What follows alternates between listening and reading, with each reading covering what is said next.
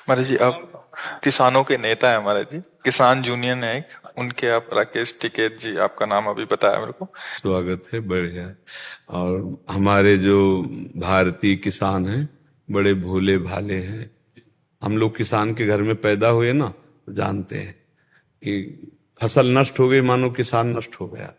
कितनी मेहनत करके वो अपनी फसल तैयार करता है, और प्राकृतिक नाना प्रकार की, तो आप किसानों के पक्ष में खड़े होकर सरकार से अनुकूलता दिलाना, किसानों को सुविधा दिलाना, ये बहुत उत्तम कार्य है। बस इसमें स्वार्थ की गंध ना हो, खास बात है। अगर हम स्वार्थ में कपट होते कि हम बात आपकी प्रीता की कर रहे हैं, लेकिन उसमें मेरे स्वार्थ की पूर्ति की बात है, तो फिर वो परमार्थ नहीं रहेगा। और अगर हम परमार्थ का भाव दूसरे के हित के लिए अपने प्राणों की भी बाजी लगा देते हैं, तो इस लोक और परलोक में सब जगह मंगल होगा। परहित सरिस धर्म नहीं भाई, पर पीड़ासम नहीं अधमाई। तो हम ये चाहेंगे कि परमार्थ की भावना से युक्त होकर के हमारे देश के किसानों की उन्नति हो, उनकी रक्षा हो, उनके जो समस्याएं हैं उनकी समस्याओं में सब एक साथ खड़े होकर के सहयोग दें। नहीं तो बहुत से किसान असमर्थ होकर आत्महत्या देते हैं, शरीर त्याग देते हैं, क्योंकि उनकी पहुंच नहीं, उनकी बात कोई सुनने वाला नहीं है। 4 बीघा खेती उसी से तैयार किया, फसल नष्ट हो गई, तो अब वो सोचते हैं कि मेरे जीवन का अगर 4 सपोर्ट देने वाले हैं तो फिर आगामी वो उत्साह से युक्त हो जाएंगे। और अगर किसान को सपोर्ट न मिले तो पूरे हर व्यक्ति के तुम रुपया नहीं खाओगे, खाओगे तो अन्न ही ना। हम कह रहे 50 लाख रुपया महीना कमाते तो रुपया खाओगे दाल रोटी, और दाल रोटी पैदा करता किसान। और उसकी अगर सुविधा नहीं बनी, उसकी व्यवस्था नहीं हुई, उसको सपोर्ट नहीं हुआ, तो तुम सोना चांदी नहीं खाओगे, रुपया नहीं खाओगे, दाल रोटी खाओगे, चावल खाओगे। और वो किसान पैदा कर रहा है। तो भारत की मुख्य जड़ ये किसान है, जो प्राणों का पोषण होता है, और प्राणों का पोषण करने वाला अन्नदाता किसान है, और उसकी तरफ प्रायः सबकी दृष्टि नहीं रहती।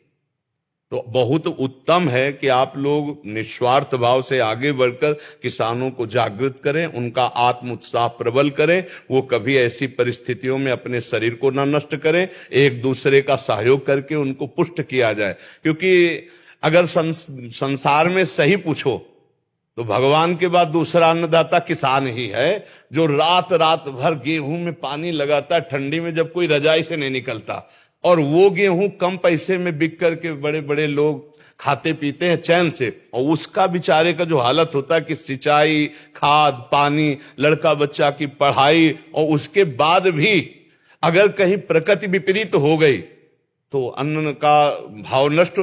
सरसों की फसल तैयार, हम लोग किसान के घर पैदा है, सरसों की फसल तैयार है, कल सुबह कटनी है, शाम के बादल है।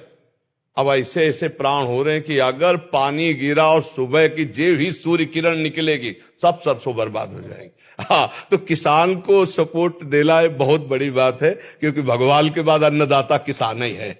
चाहे जितने बड़े पद में कोई बैठा हो, वो दालें रोटी खाएगा, वो एक उस किसान की है जो असुविधा से जी रहा है। किसान बड़ा तपस्वी जीवन होता है, बड़ा तपस्वी जीवन। जिस सर्दी में कोई निकलना नहीं चाहता, उस सर्दी में वो कोट पहन के पानी नहीं लगा सकता। अब तो सुविधा हो गई ट्रैक्टर वाली भाई, नहीं तो पीछे एक फार का हर था, बैल से मतलब 6-8 घंटे जुताई होती थी। तो अब तो मान लो 20-25 मिनट में ट्रैक्टर से जोत लिया। लेकिन तो किसानी का जो रंग पूर्व में था बहुत कष्टप्रद, हाँ बहुत कष्टप्रद था। अब तो सब सिंचाई की सुविधाएं हो रही। तो आप हमारे भारत के किसानों को जागृत करें। बात ये देखनी है कि हमारे किसानों को सुख मिले, उसमें हमारा कोई स्वार्थ पर्सनल ना हो, हमारा कोई नाम रोशन या जगत प्रीति की, यश कीर्ति की भावना ना हो, किसान की प्रीता की भावना हो, क्योंकि किसान से ही सब कुछ है। ये हम पक्की बात बता रहे हैं। देश जो है गुरु जी, ये ऋषि और कृषि प्रधान देश है। जी जी, बिल्कुल बिल्कुल। इसी परंपरा को अगर छेड़खानी होगी जी, परेशानी आ जाएगी। हाँ बिल्कुल। और कृषि को भी छेड़खानी होती है तो भी यहाँ परेशानी आएगी। हम वही तो कह रहे हैं कि आप खाओगे क्या, आप खाओगे क्या। हाँ, तो बिल्कुल हमारे किसानों को सुविधाएं मिलनी चाहिए, क्योंकि उसको बहुत जरूरतें हैं। अन्य जगह तो बहुत प्रॉफिटें हो सकती, लेकिन किसान के लिए केवल उतनी प्रॉफिट है। और उसके परिवार में जो जन्मा वही जानता है किसान का दर्द क्या होता है। किसान का दर्द किसान ही जानता है, बाहरी नहीं जानेगा। तो आप लोग इस विषय में सुदृढ़ रहें और आपको उत्साह पूर्वक रहिए। लाओ दुपट्टा लाओ, सबको दुपट्टा पहनाओ, प्रसाद लाओ। आप हमारे समाज की सेवा में स्वस्थ होकर लगे रहिए। धन्यवाद।